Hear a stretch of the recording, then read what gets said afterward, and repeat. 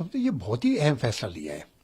सबसे पहले ये जो ट्रीटी थी जो 1960 में बनाई गई थी, ये बड़ी अनइक्वल ट्रीटी थी। बेशक नदियां जो है वो बांटती गई, 3 उनको मिली और 3 भारत को मिली, लेकिन पानी जो है 80% पाकिस्तान को गया।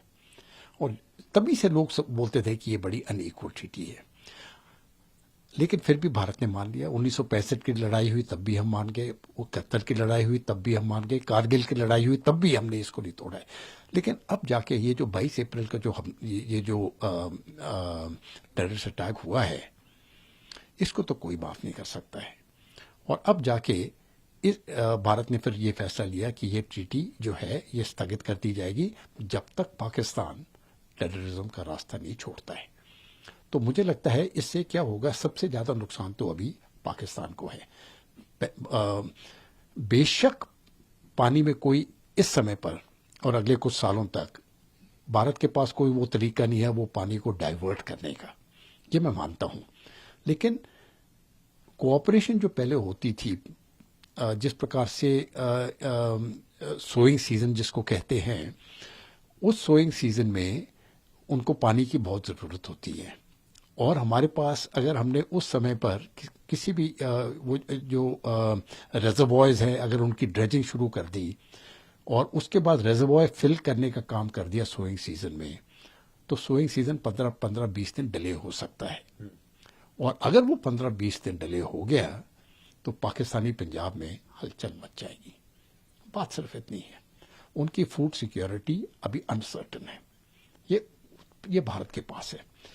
दूसरी बात, जितनी भी बार हम अपना हाइड्रो पार्क बढ़ाना चाहते थे तो बार बार वो कोई ना कोई ऑब्जेक्शन कर देते थे। उसके बाद क्योंकि वर्ल्ड बैंक के साथ ट्रीटी थी तो उनका रेप भी आता था और आगे जाके डिले होता गया, सालों लग जाते थे और काम आगे बढ़ता नहीं था।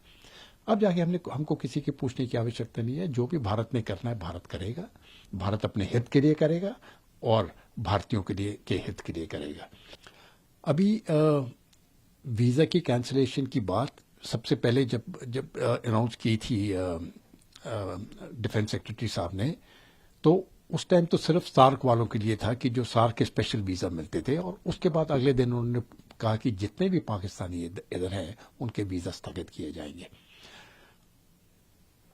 ये कोशिश करेंगे, जितने भी पाकिस्तानी ये कोशिश करेंगे इधर जितनी देर रहना है, कई तो सालों से इधर रह रहे हैं।